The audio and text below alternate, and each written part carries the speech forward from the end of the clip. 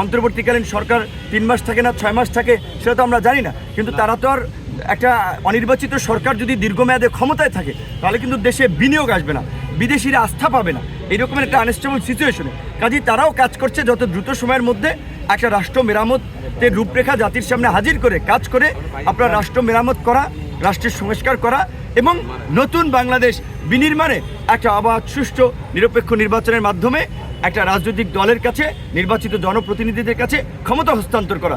কাজেই অন্তর্বর্তীকালীন সংক্ষিপ্ত সময়ে যে কাজটা করবে রাজনৈতিক দলগুলোকে সেটি এগিয়ে নিতে হবে। এই জন্য রাজনৈতিক দলের কমিটমেন্ট প্রয়োজন।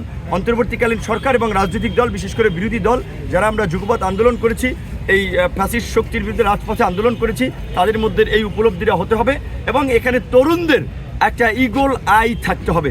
তরুণদেরকে সজাগ এবং সতর্ক থাকতে হবে। তাদের যেই লক্ষ্য উদ্দেশ্যের জন্য তারা রক্ত দিয়েছে, জীবন দিয়েছে, সংগ্রাম করেছে, সেটি যেন বৃথা না যায়। এবং এই ছাত্ররা, আম জনতা, সাধারণ মানুষ যারা আন্দোলন করেছেন, সারা দেশের রাজপথে ছিলেন, এই বিপ্লবে ত্যাগ স্বীকার করেছেন, তাদেরকে বলবো ছাত্রদের পাশাপাশি আপনারাও নজর রাখবেন এই শহীদদের প্রতি অবমূল্যায়ন করা হচ্ছে কিনা, তাদেরকে মূল্যায়ন করা হচ্ছে কিনা এবং জন আকাঙ্ক্ষার বাংলাদেশ আগামীতে গড়া হচ্ছে কিনা, জন আকাঙ্ক্ষা প্রাধান্য পাচ্ছে কিনা।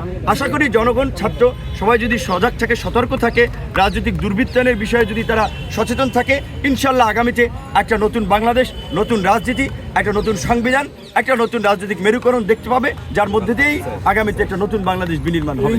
আজকে আমরা দেখতে পাচ্ছি যে এই ফ্যাসিস্ট হাসিনা ও তার দখলদারদেরকে আমরা সরাচ্ছি, একই দিকে কিন্তু অন্যদিকে দেখবেন আরেকটা দখলদার সেট হয়ে আছে। আগে যারা চাঁদা নিত এখন আরেকটা অংশ কিন্তু সে টেক ওভার করেছে, চাঁদার বাতিল হয় নাই। দোকান, মার্কেট, ব্যবসা প্রতিষ্ঠান আগে একদল দখল করেছে, খেয়েছে, এখন আরেক দল খাচ্ছে। আগে আওয়ামী লীগ মামলা দিয়ে বিরোধী দলের লোকজনকে চাপে রেখেছে, ইতিমধ্যেই দেখেছি যে আরেকটা নব্য দখলদার শ্রেণীর উদ্ভব হয়েছে, যারা আজকে এই যে আমরা গণতন্ত্রের জন্য লড়াই করলাম, সংগ্রাম করলাম, আমাদের গণ অধিকার কেন্দ্র আইন সম্পাদকের বিরুদ্ধে সাভারে দেখলাম আপনার এই ছাত্র হত্যার মামলা আমাদের আইন সম্পাদকের নাম দিয়েছে। চিন্তা করেন পরিস্থিতিটা কোন জায়গায় এসে দাঁড়িয়েছে। গাজীপুরে আমাদের এই নেতৃবৃন্দের উপরে হামলা চালানো হয়েছে, ঝিনাইদহে, পটুয়াখালীতে, কয়েক জায়গায়। তো এখন এই যে ছাত্র জনতা যে অভ্যুত্থান করলো, তাদের প্রত্যাশাটা কি? এই দেশে হানাহানি মারামারি বন্ধ হোক, একটা গণতান্ত্রিক সহনশীল পরিবেশ থাকুক, আইনের শাসন থাকুক। এক দখলদার হটিয়ে যদি আরেক দখলদার টেক ওভার করে তাহলে তো এই ছাত্র জনতার রক্ত দেওয়া বৃথা, সংগ্রাম বৃথা। এবং এই যে বিপ্লব আমরা যতই গর্ব করি, অহংকার করি, বড়াই করি, সেটি একটি বেহাত বিপ্লবে পরিণত হবে, যার একটা নজির কিন্তু আমরা আজকের এই শহীদ মিনারে দেখেছি।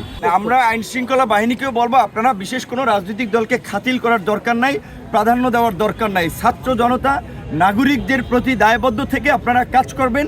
যারা ভুক্তভোগী হয়ে মামলা করতে যাবে, আইনের প্রতিকারের জন্য যাবে, তাদের প্রতি সদয় হবেন, সুবিচার করবেন। এবং আমরা বলছি যে আজকে এই যে 18 সাল থেকে কোটা সংস্কার আন্দোলন শুরু করেই কিন্তু রাষ্ট্র সংস্কারের ঘোষণা দিয়েই কিন্তু গণ অধিকার পরিষদ নামক রাজনৈতিক দল ঘোষণা করেছে। কাজেই আমাদের যে সংগ্রাম সেটি অব্যাহত থাকবে।